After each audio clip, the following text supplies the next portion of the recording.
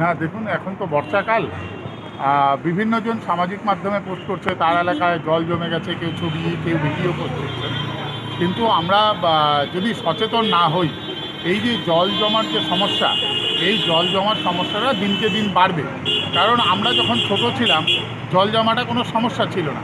কারণ যে ড্রেনগুলো ছিল 12 ফুট 18 ফুট, সেই সমস্ত ড্রেনগুলোকে আজকে আমরা আমাদের বাড়ির সামনে কী করেছি, 3 ফুট ড্রেনে পর্যবসিত করেছি। তারপরে সলিড ওয়েস্ট ম্যানেজমেন্ট হয়েছে, বাড়ি বাড়ি থেকে গার্বেজ কালেকশান হচ্ছে। তৎসত্ত্বেও আমরা উদাসীন থাকছি যে সময়ে গাড়িটা যাচ্ছে, আমরা সেই গাড়িতে সেই যে অপচনশীল, বিশেষ করে অপচনশীল যে গার্বেজটা আছে, সেই গার্বেজটা আমরা তাদেরকে দিচ্ছি না। উল্টো কী করছি, নিজের বাড়ি বাদ দিয়ে সন্ধ্যার পরে স্কুটিতে করে নিয়ে গিয়ে, গাড়িতে করে নিয়ে গিয়ে এই ড্রেনে সেই ড্রেনে ফেলে দিচ্ছি। এটা কি সভ্যতার লক্ষণ বলুন? তা মানুষ যেহেতু সামাজিক মাধ্যমেই তাদের